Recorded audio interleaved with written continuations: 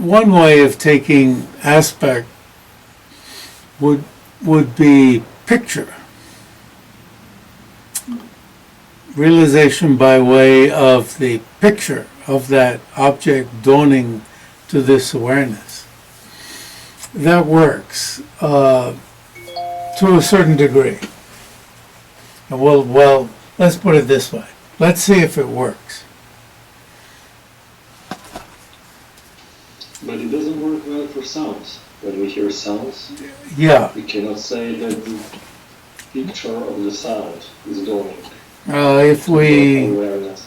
It means a mental picture. if we Yes, mental picture. if we what do you say? Take a loose meaning of picture. Yeah. What would be a looser word for picture instead of picture? Representation. Yes. Yes. Picture would be another word for representation, which the picture of the odor doesn't appear. So picture makes it look like color and shape. So picture is an avenue for us understanding the meaning of representation. How's that? Representation wasn't working, and so picture is an avenue for understanding representation, for understanding that representation is better than picture. How's that? It says appearance. Yeah.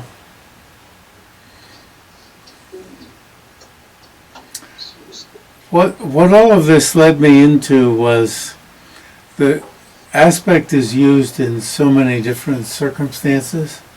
Yeah. So my mind was led into remembering how much His Holiness likes to talk about meditation on the object aspect and meditation on the consciousness aspect. Now, you can't translate, it's Turnam Gomba. Turn means object here. Nam, aspect. Gomba, meditation.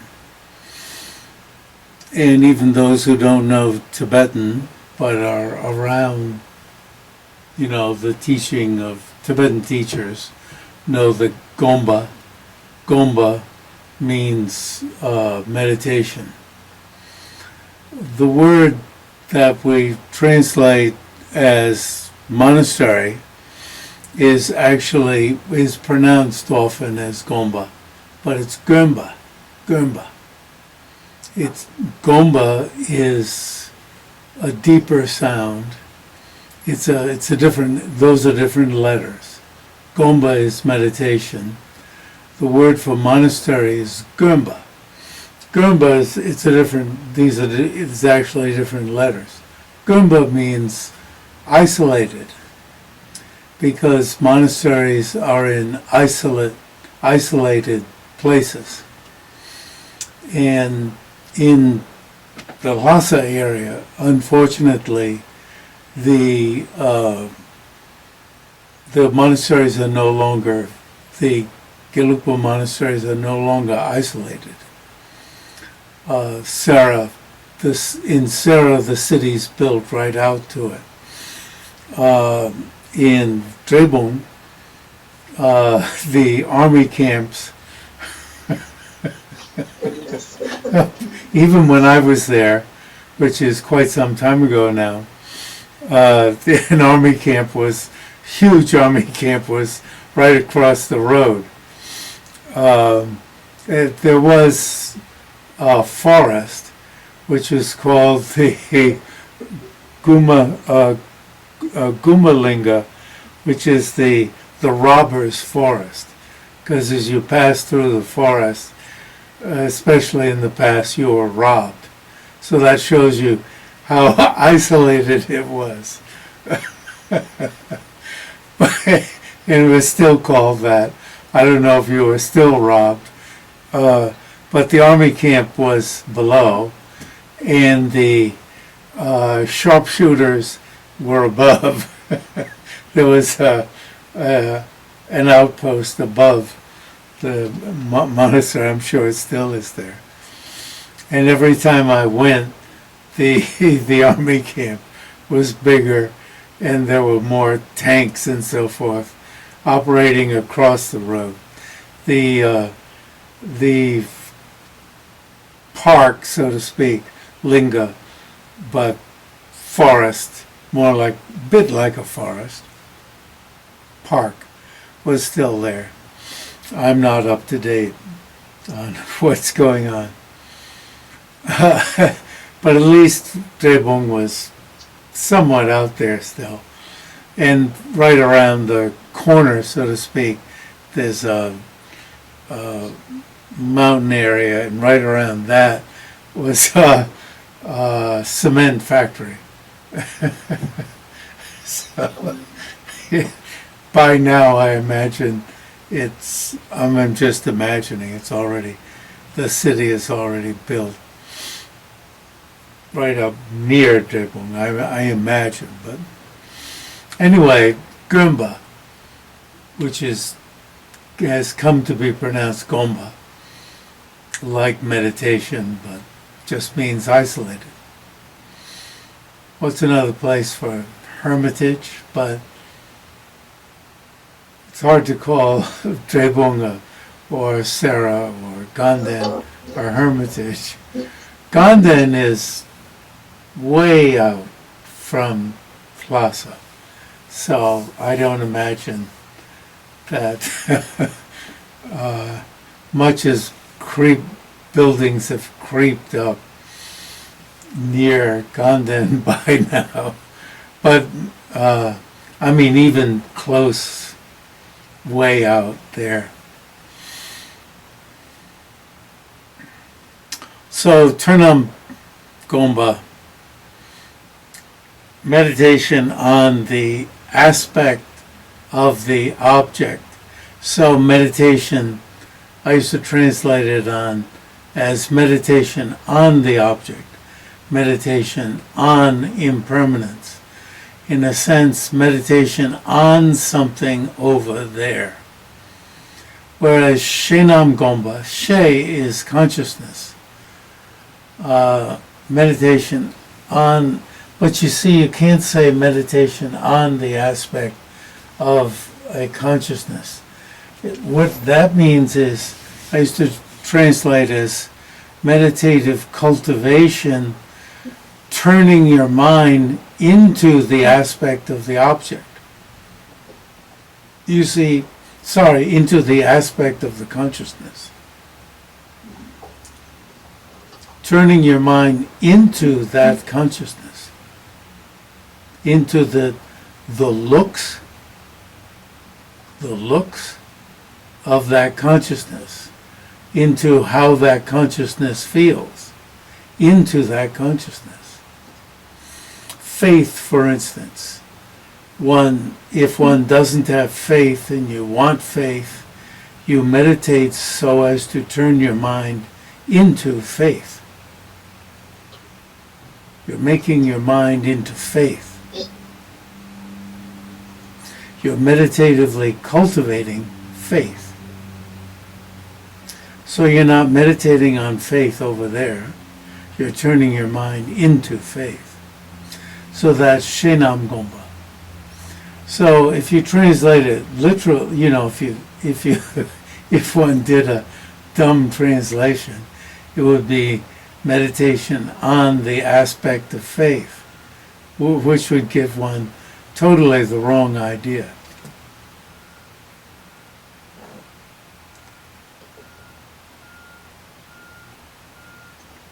Meditative cultivation of a consciousness. And still you'd have to explain it so as to turn your mind into that consciousness. So wisdom. Now, if you want to fiddle play with the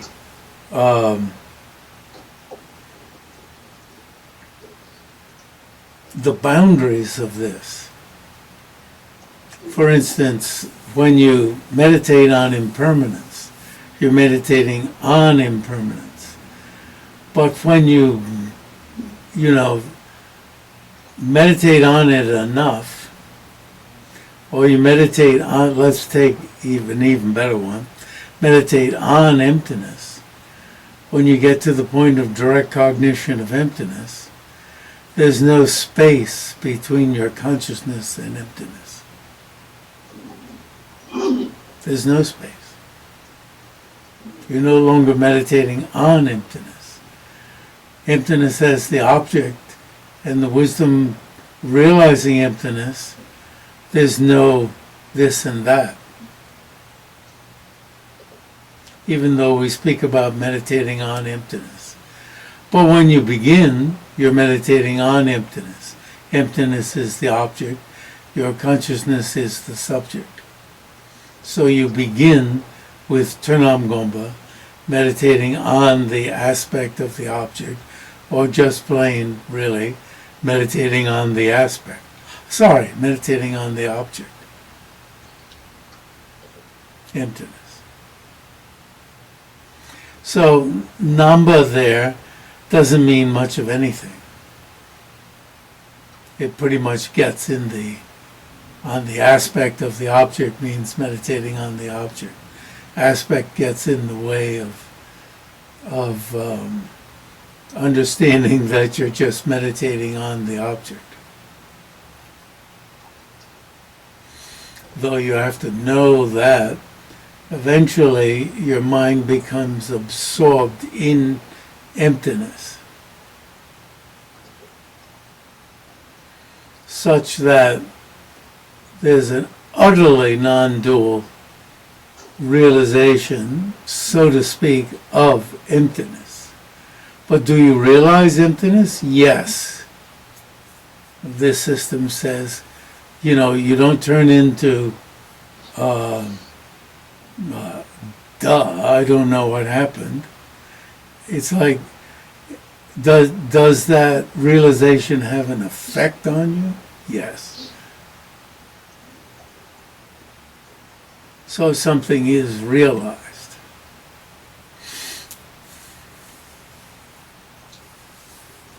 And the other way around,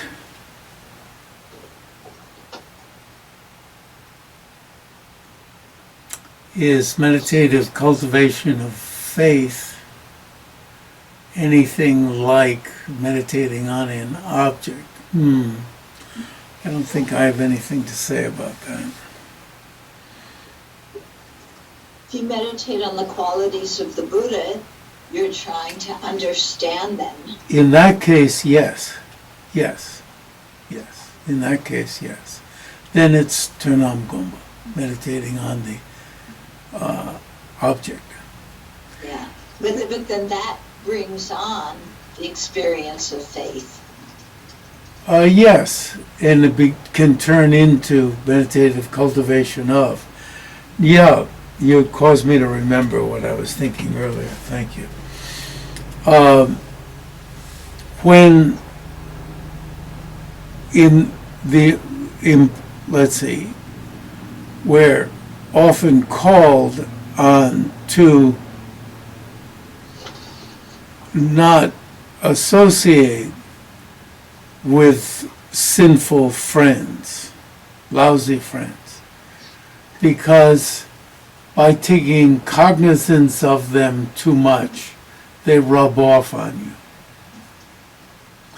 Taking cognizance too much of lousy political figures, even lousy ones that we don't like, those ones that we don't like, we subtly turn into. Look at that. Isn't that nauseous? And we end up somehow being subtly influenced by what we don't like, we turn into.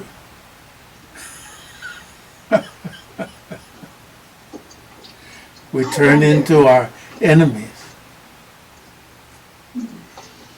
But does this mean only like spending time with them, or also, for example, reading and watching like news about such people? Well, I wonder. Or just, I wonder. As we imagine them and imagine what they're like and imagine how they react, imagine how they're going to react to the next problem. I hated my mother's prejudices and then found I was being imbued with her prejudices. I hated them. I hated her prejudices. I would cringe at her prejudices. And then found that I had some of her prejudices. But then how do you isolate? How do you isolate? You can't isolate. But hanging out, if you're reacting, when one has to react to political figures, it's a problem.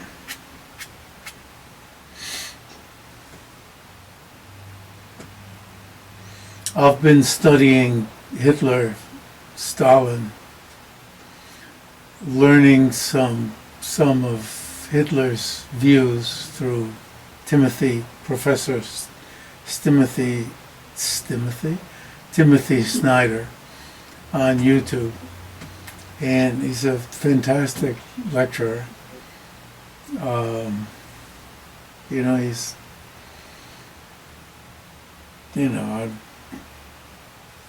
because there are all these political figures nowadays who want to be mini or maxi Hitlers. And governments are enacting things from Mein Kampf. So I figured I better learn something about it. And he's immersed himself in this. That's an easy way for me to learn something about it. I feel some responsibility as a extremely minor public figure to learn something about it.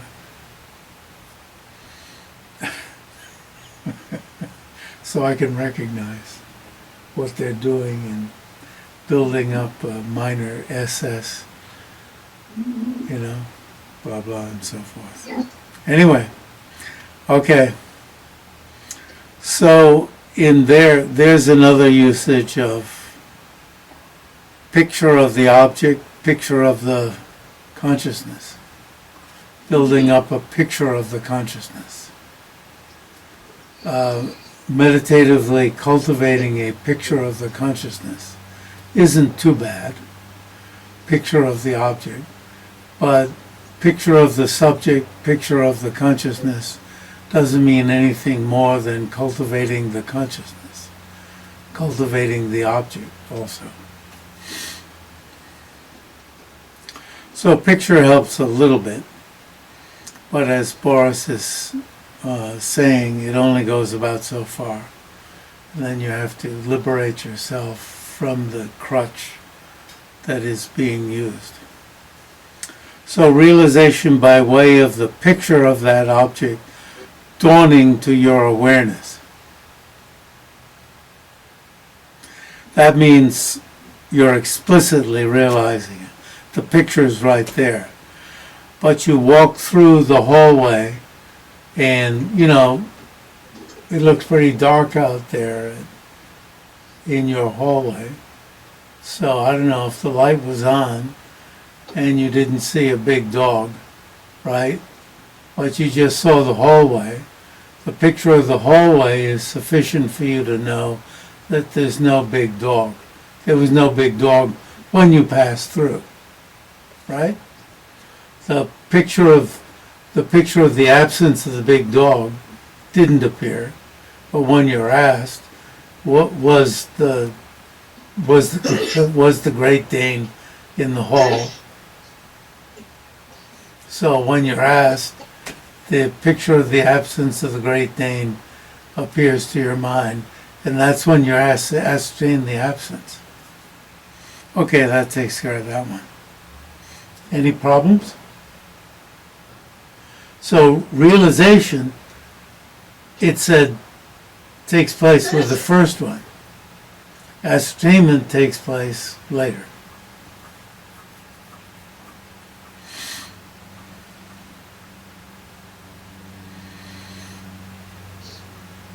So then, last time we raised the question of, well, how many thousands of realizations did you have when you passed through the hall? Or does the ascertainment, does the realization take place only if the ascertainment takes place later? Do you have retroactive realization? And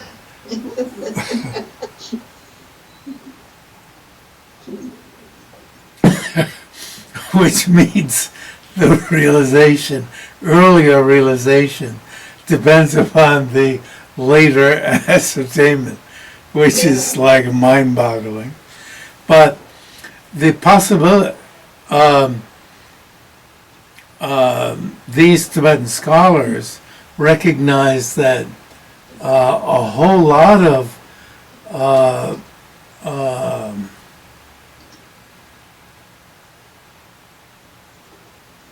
unascertained, non-ascertainments take place with an eye consciousness, nanglamange, appeared but not noticed, appeared but not ascertained, take place with the eye consciousness.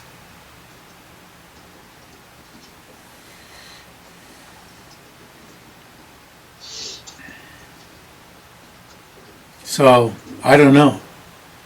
I haven't debated this, so we could deputize, we know who's going to South India to look into this. We know Jeffrey's too old, so he will forget. Somebody's younger who's going to South India. The youth who's going to South India. Only 10 years younger. How many years? 10 years. Oh, the young'un. Okay, and eye consciousness. Okay, that's clear enough. Then if we pop down, in general, the mode of explicit exists because inducing ascertainment by its own force. There isn't a force that comes later. Okay? The ascertainment comes later with implicit realization. Without relying on another subsequent awareness, right? These things are getting clear, right? There's a subsequent awareness. Through the force of, by its own force, through the force of this cognitions, mentally turning toward it. So that's the later one. The aspect of that one dawns to it. So the absence of the Great Dane dawns. Is the meaning of explicit realization. Wow. You have to read what comes after, which definition it is you're talking about, in order to understand the definition itself. Okay, and then implicit realization. Despite not presently mentally turning to that object, merely by later mentally turning to that object, right? Somebody asks you or you think about it, this valid cognition induces, the earlier one induces ascertainment of it without having to cogitate over it through the force of what you did ascertain. Through the force of what, Yeah, through the force of what you did is explicitly ascertain. Your earlier ascertainment. Valid cognition, what's the import of adding mentally turning towards an object? That means your mind, for whatever reason, was directed toward the Great Dane. You know, here you came into that room, and someone said, "Oh, I was looking for the Great Dane," and so your mind turned toward that, was directed toward the Great Dane, and you said, "Oh no, it's not in the hall." Because I saw clearly what's in the hall. I saw clearly it's not in the hall.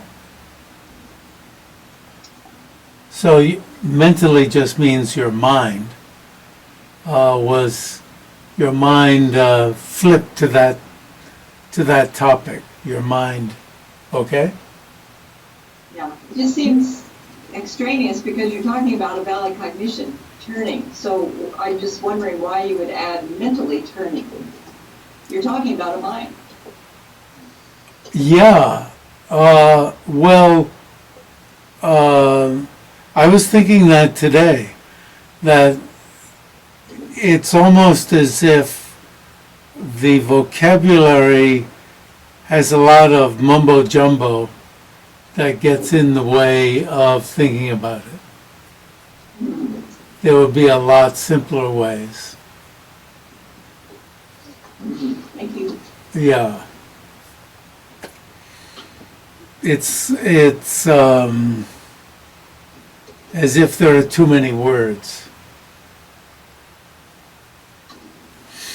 And then Hopkins himself, when he everything at the margin is Hopkins. Everything in the two types of indents is Jam-yang-shay-pa. And his way of talking about it infects Hopkins also. Hopkins is infected. He's trying to mirror Jam-yang-shay-pa. So his way of talking is if he's got some stones or something in his, or like he's got a bunch of gumdrops in his mouth, and he's trying to arrange them so he can keep talking.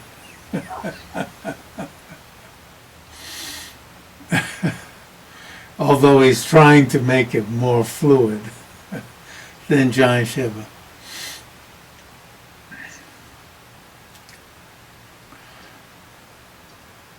Yeah, something directs you to that topic. Either your own rumination. Oh, I forgot about the dog. And so you ask somebody, and that person's mind then gets turned toward the hall. Or you turn to somebody and say, oh, was the dog in the hall? So their mind gets, right? And their mind then ascertains there was no dog in the hall. And how do they know there was no dog in the hall? Because they saw an empty hall. They saw a clean hall. What would you say? Dog-free hall. You saw a hall. They saw a hall. Right, pure hall. Yeah, they saw a hall. Right, you said it exactly right. They saw a hall. And by way of realizing hall, they realized the absence of dog in hall.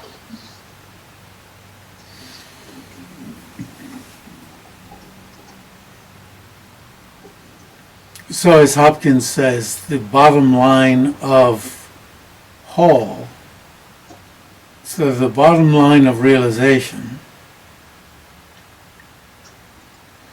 is the removal of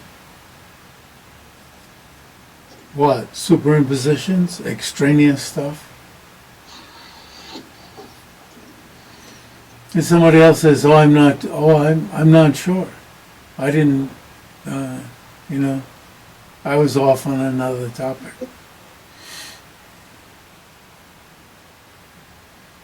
In my mind. Implicit realization, see another, okay, that's all fine. Now, is there anything in what we do is, with a definition, is further indented and put it in bold type. So superimpositions means adding something extra.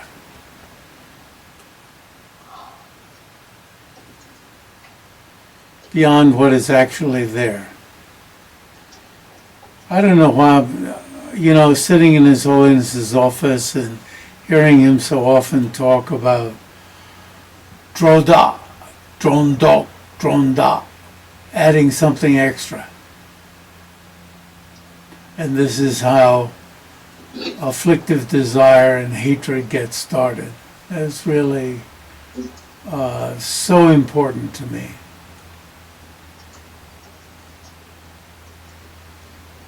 Superimpositions.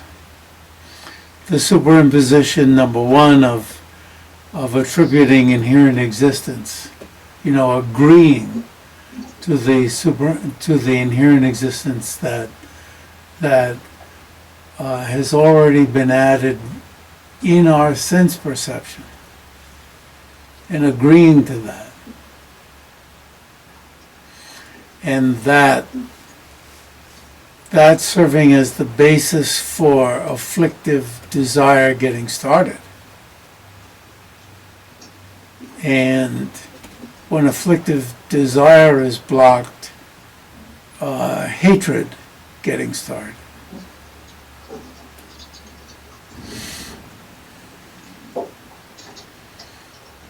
Those,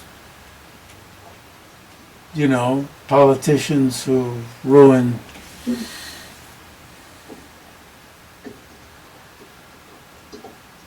and you can fill in the rest of it. So in the very last clause of that, very end of it, even though the picture of the non-existence of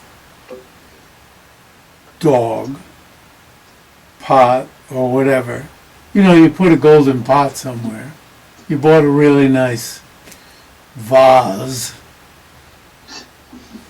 to donate to the monastery, to put on the altar, and you put it somewhere, but you forgot where you put it. Where did I put that?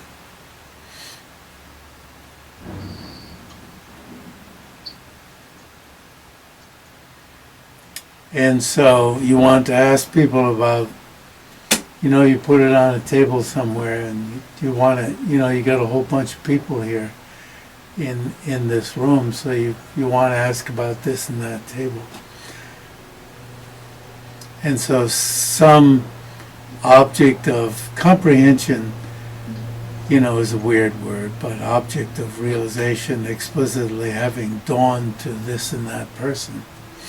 So this one says, oh, I know it's not on this table, nor on that table, nor on, this person and that person can give you valid evidence about this and that place.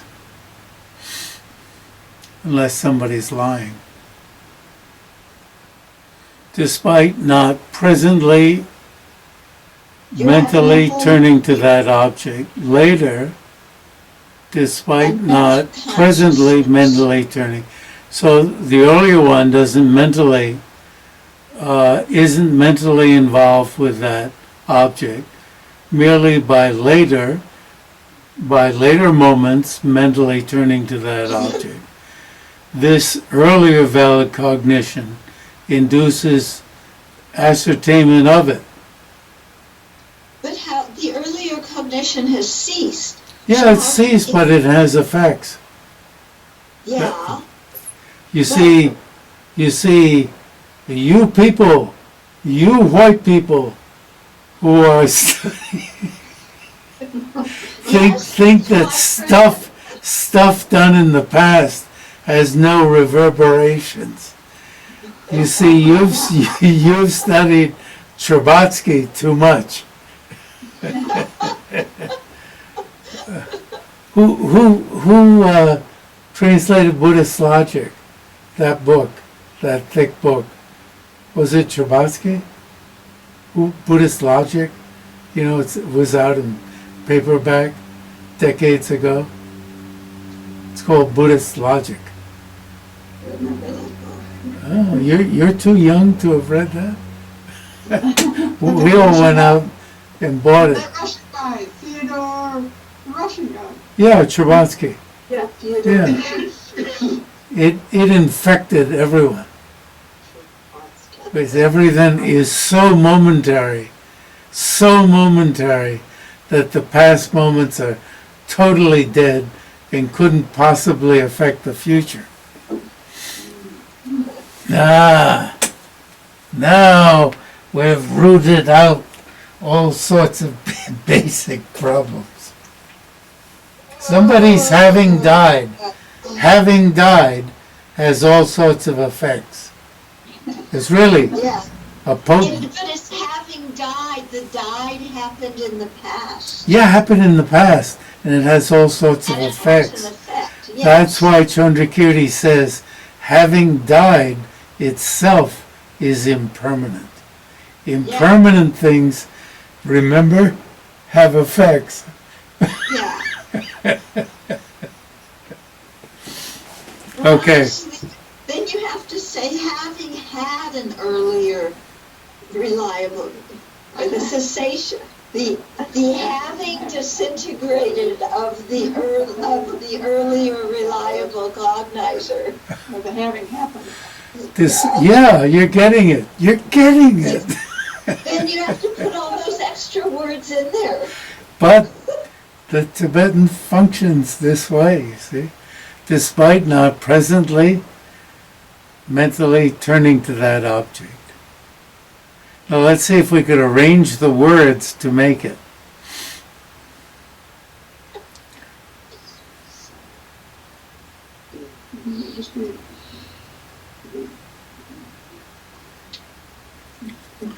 Merely by later Consciousness.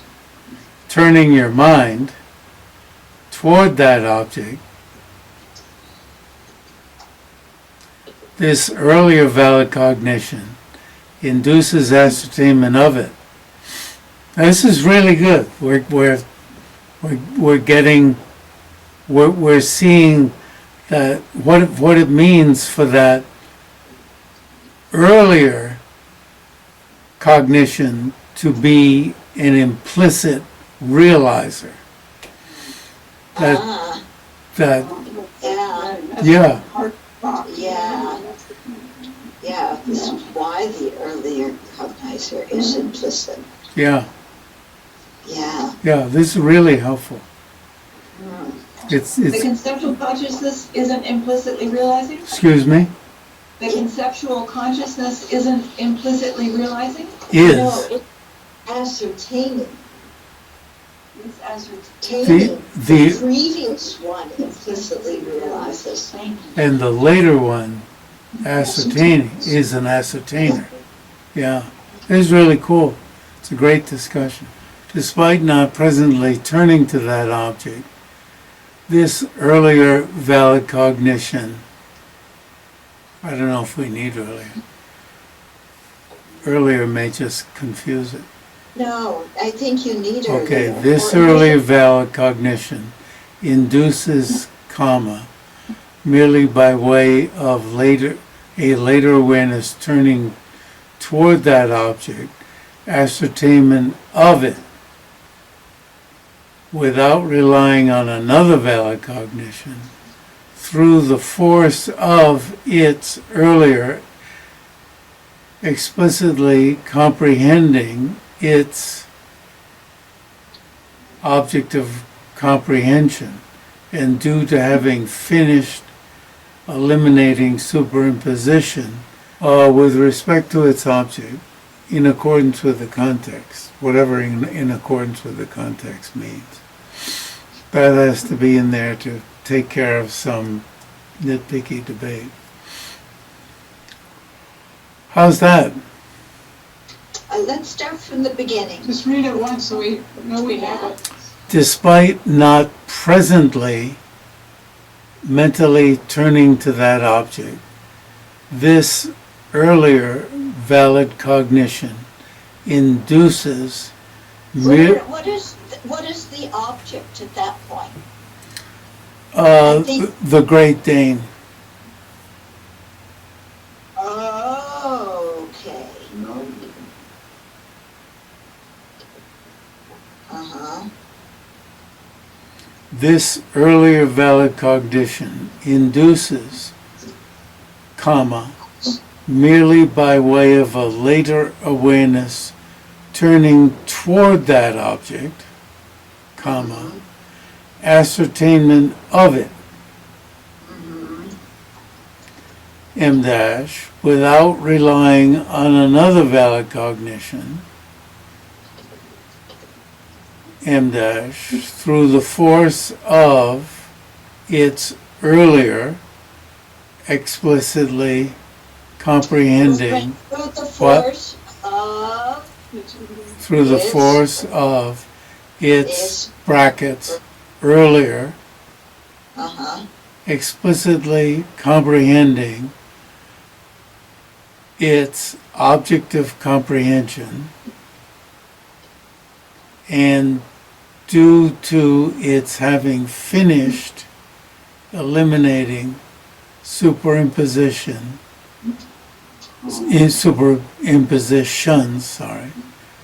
with respect to its earlier object. Do we need earlier still? But no, we don't need earlier. Its object. Because we got rid of the word present, and so we don't need that word earlier. Okay? With respect to its object.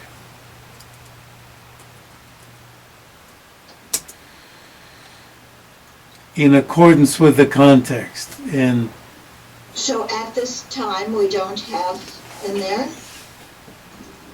no, we don't need at this time.